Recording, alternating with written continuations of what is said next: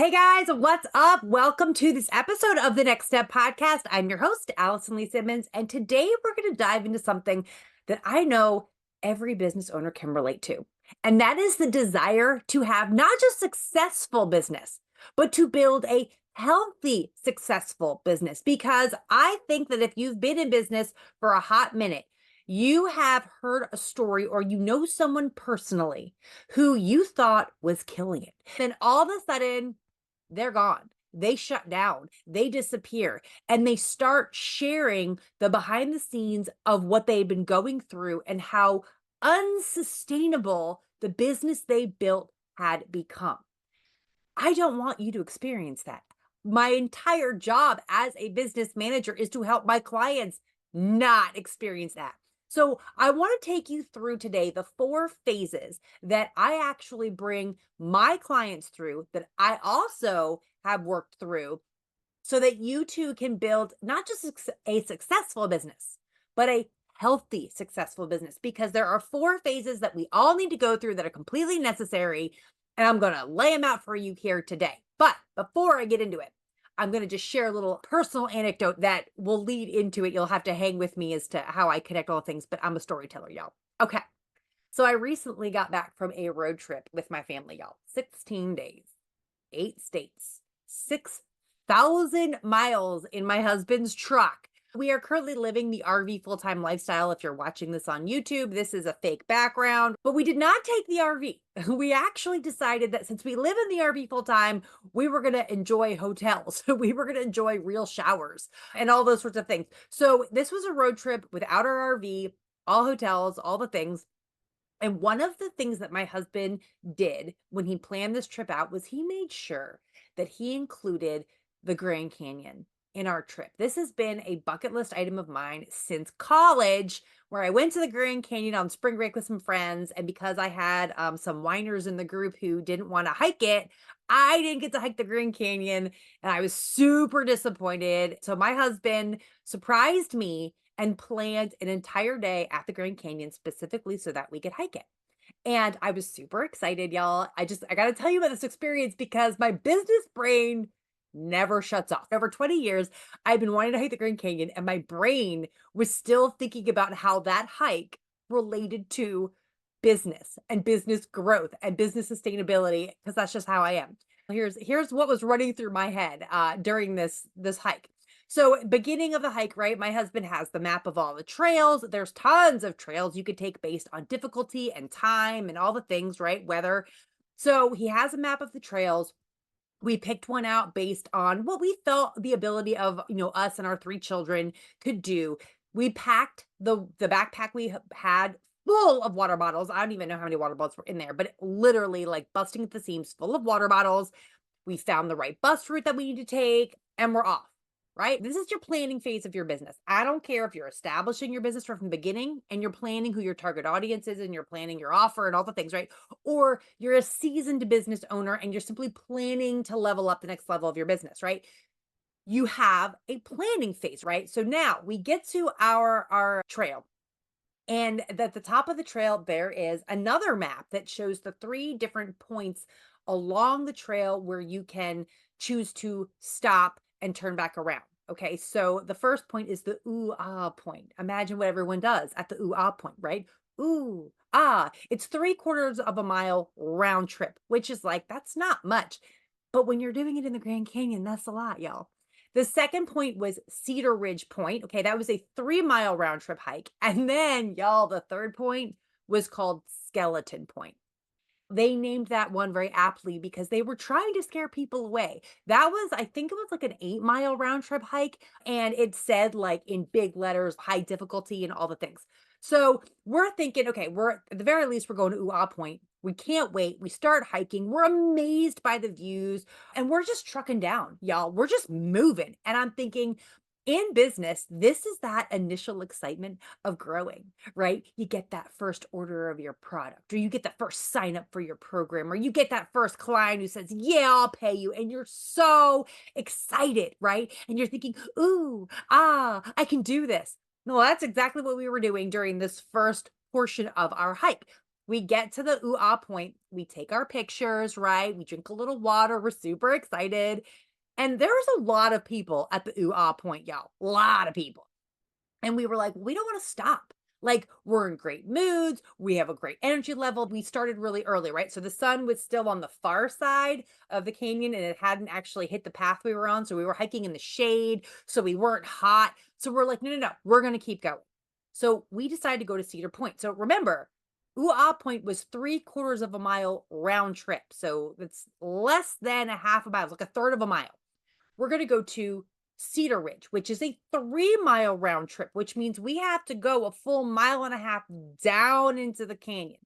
No problem. We could do this, right? Well, here's what happens. It gets a lot steeper after Point, like going down, and it was a little bit scarier. Y'all, Grand Canyon they don't have rails on the side of their trails, right? Like you are literally walking in the canyon and you step too far to the left, boom, you down, right? So like I'm watching my husband's up front and I'm in the back and the 3 kids are between us and I'm watching them and I'm freaking out and I'm like, don't step there, watch your, like there's a hole, like some of the rocks fell out there, be careful, a little scarier. At one point, the canyon actually drops off on both sides, and you literally, hence why it's called Cedar Ridge, you walk along the ridge on the top of this peak of the canyon, and it was so incredible. Like, just you felt like you were walking on top of the world and the wind and like adrenaline pumping, like super exciting, scary, but super exciting. Y'all, this is when you are scaling your business. It's not just like the first client, it's not just the first student. It's like they're coming. They're coming. People are like, hey, let me give you my money because I think you're awesome and I need your help. You're scaling, you're excited. It's a little bit scary, maybe a little bit of like imposter syndrome, like, can I really do this? But this is an incredible stage of your business. You're super pumped, right? Invigorated. We get to the right before we got to the Cedar Ridge, there was actually a park ranger, and she was like, how far are you going? Do you have water? What are your energy levels? What are your physical levels? Like, she wanted to make sure people weren't trying to get to Skeleton Point who couldn't make it because that was an 8-mile round trip. So, like, we had gone at that point a mile and a half. It would have been a lot further, to get to Skeleton, and it was a much harder path. So, we had this conversation with her, right? And hence, if you were to make that a business thing, this is a coach, right? A coach checking in on you, but whatever. So we rest, we take 8 billion pictures. I noticed there is a lot less people at Cedar Ridge than there was at UA, like exponentially less people. Why? Because people didn't want to take the risk that we took. They didn't think they could make it. In business, there are people who start businesses who are more than happy to run a side hustle. They are more than happy to have a business that brings in just enough income to cover a car payment, right? Or to be fun money for vacations they can set aside. Nothing wrong with that, y'all. But those of us who want to go further, those of us who want to build an income are going to have to do the hard work it takes to get to the next point. And that's what we did. And there's a lot less people at that point, y'all. I don't know the statistics off the top of my head, but I think it's something like 5% of businesses actually, number one, make it 5 years and break through 100 grand in revenue a year. Like, I think I'm could be making that up. I don't remember off the top of my head where I heard that, but it was something along those lines, right? There's a lot less people there. So here's the thing though. We take our pictures, we're rested, and we're like, okay, we're going to head back up. Oh my goodness, y'all. Coming down into the canyon was so much easier. We start going back up, and I swear we didn't even make it to the park ranger before we were already out of breath. Our legs were burning. We're all like, oh my gosh, how did we even get down here? What were we thinking? Friends, this is the part of your business where you have scaled and you are now completely overwhelmed because the adrenaline of scaling was so exciting. You didn't realize how much work was piling up, right? We got on that and it was steep. It was steep. And that backpack my husband was carrying that was full of water, even though we had been drinking water, it went from feeling like 20 pounds to like 50 pounds, right? Maybe even more than that. It felt way heavier My son, Jer, he's 8 years old. He tripped going up and fell flat on his face. He jammed his finger. He's crying because he wasn't watching the path. He's looking at the views on the way down, y'all. We looked at the views the whole time. We didn't realize what we were stepping on because we didn't have to. Going back up, we realized you can't be looking at the views. You have to be staring at your feet. You have to see the next step. As you have grown your business, you've scaled your business. Now, the next step is not becoming completely overwhelmed. It is putting your head down and focusing on the next thing in front of you. So we eventually get back to point, right? And we had taken many stops. By then, the sun had come over the canyon, and about half of the path was in the sun. And so that part where when you were in the sun, you were dying. Every time there was shade, we were stopping, breathing, all the things, right? We get back to point and we look around and people are looking at us and they're seeing 3 kids and they're like, oh, how hard could it be? And we were like, oh, let us just tell you how hard it can be. Doesn't mean it's not worth it, but you need to understand what it's like coming back up. So we're sharing our experience with them.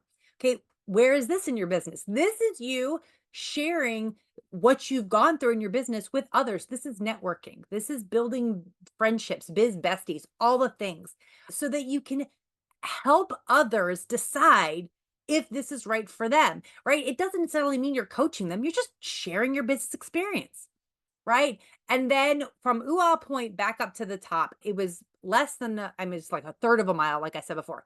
It was not as steep, the path, because it's meant for inexperienced hikers. It's flat. They've removed all the rocks. It's very easy to walk. We just, we scooted up it and we're like, oh my gosh, this is so easy. Why were we huffing and puffing like an hour ago? In your business, this is you enjoy the fruits of your labor, right? You've planned, you've scaled, you've gotten through the overwhelm, and now you're like, oh, this is what it's like to be in a successful business. And then you get to the top like we did, and we did not decide to jump on another hike immediately. We didn't look around and be like, hey, let's get on a bus and go fight. Heck no, y'all, we were tired. But we did decide that we were going to plan another trip. I think we're going to go to Yosemite next year and do another trip and another hike. And this experience got us super excited about getting in better shape so that we could make hiking like this a family affair that we could do regularly. This is when you are sustaining your business, again, enjoying the fruits of your labor, but in your mind thinking, I'm going to plan to scale again, right? Okay, so all that. Why did I tell you all about my Grand Canyon hike?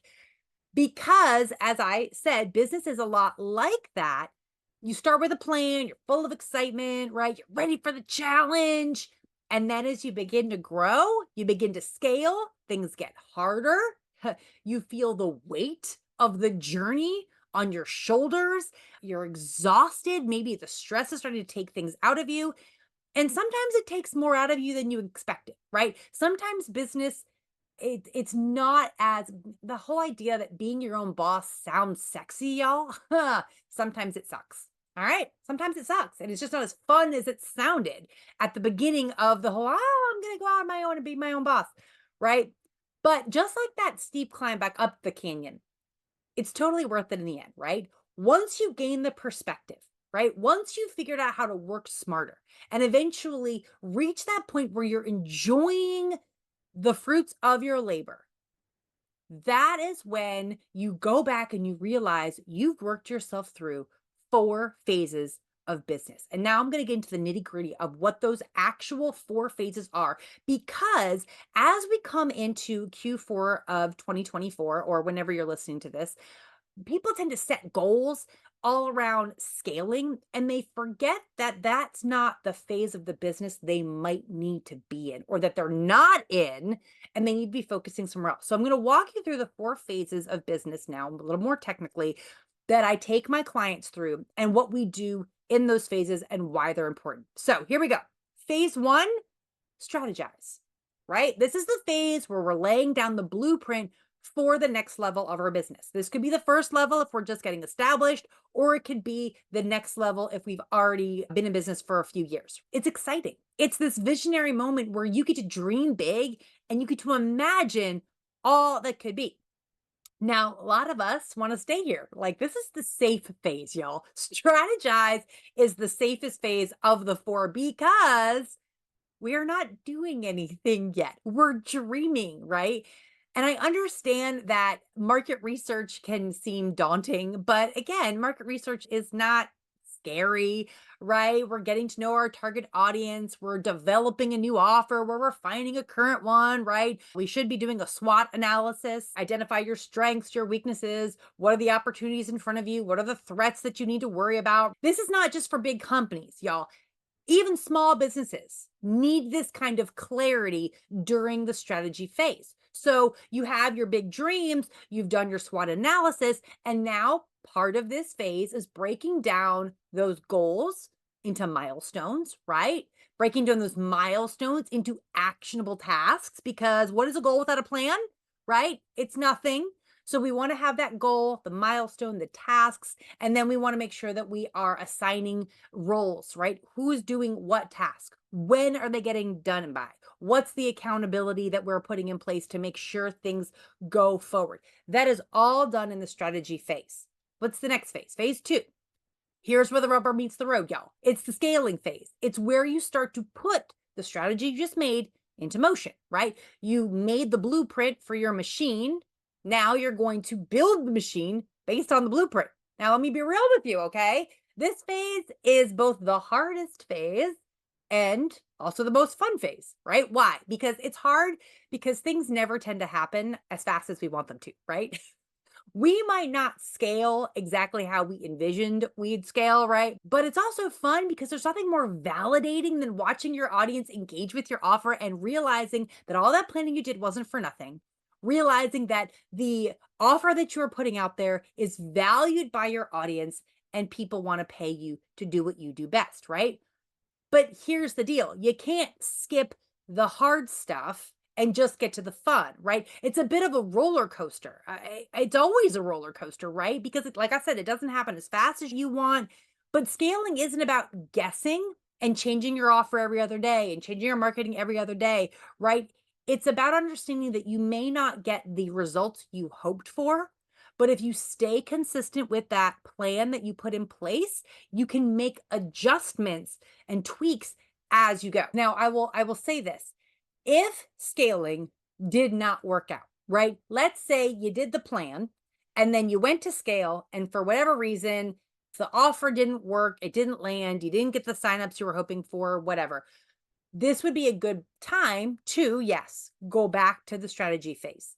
Maybe you didn't do the market research you should have done. Maybe you didn't recognize the threats that you needed to recognize, right?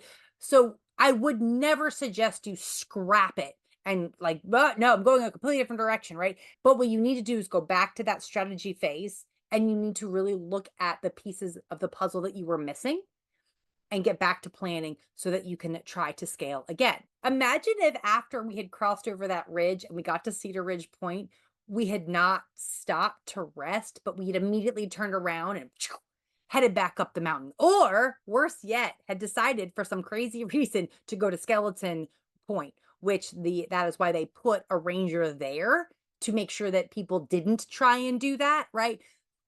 When we are at that scaling phase where we've experienced that success, what we need to do is slow down and realize that it's time to optimize our business. Like we've got the blueprint, we've implemented the blueprint, we've built the machine, but now we got to tighten the bolts. We got to check the belts. We got to grease the gears. We have to make sure that the machine we built is fine-tuned and running efficiently.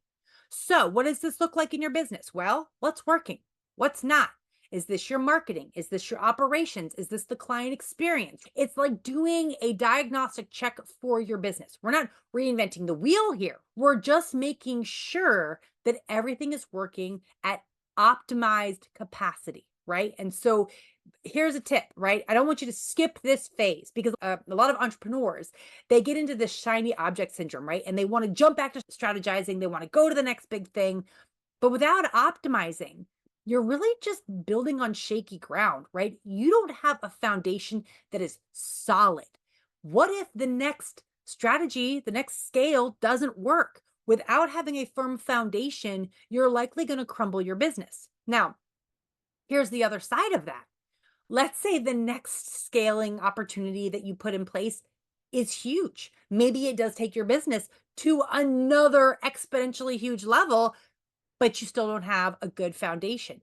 This is when we start to see business owners burn out. This is when business owners are working 24/7 and they're completely exhausted. They start throwing money at the problem, hiring people that they don't really need to hire, signing up for software that they don't know how to use and they never actually implement, right? This is the phase where people start wasting money because they've scaled and now because they haven't optimized at the last level. Now they get to the next level and they're like, well, crap. And they just start throwing money at the problem rather than actually fixing it. So we have strategized, we have scaled, we have optimized, right? And now we need to sustain. Oh, y'all, this is getting to the top of the canyon, right? This is looking back and being like, oh my gosh, that was amazing. I want to do that again, but not yet. But not yet, y'all. We need to breathe, right? The machine is running. You had the blueprint, you built the machine, you optimized the machine. It runs without making a sound. It's perfect. Now we want to take that manual that we wrote and we want to hand it to somebody else. And we want to say, you run it with as little time, energy, and effort as possible from me. Okay. So this could mean training up a team. This could mean getting software and automating a lot of the processes. But the point is that sustain equals systems, making sure that you have systems in place for lead generation, for sales conversion, and then for client experience.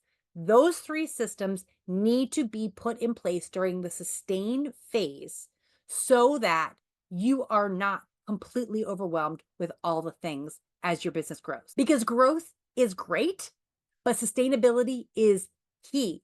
And if you're constantly burning the candle at both ends because you're constantly going from one scale to the next scale, maybe you are optimizing, but then you didn't take time to sustain.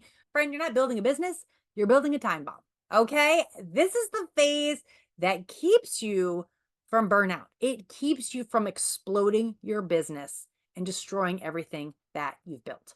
So that's it. Those are the 4 phases of a healthy, successful business. Remember that there is no time limit for each phase, right?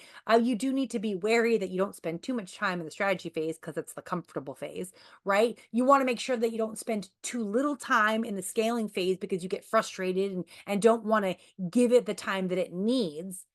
But I'm telling you right now that the businesses that spend a significant amount of time in the optimizing and sustaining phase, those are the businesses that last. All right. So if you need help working through any of these phases, I want you to go ahead and head to the business management resources page on my website. It's all free resources there where I have a business management toolkit. It is all the software that I put in place for myself and for many of my clients to help manage the business better. I have some free downloads on there, one download for each phase that'll help you in that phase of your business. Also, a business assessment on there that you can take that helps you determine the exact next step you need to take based on where you are in your business right now.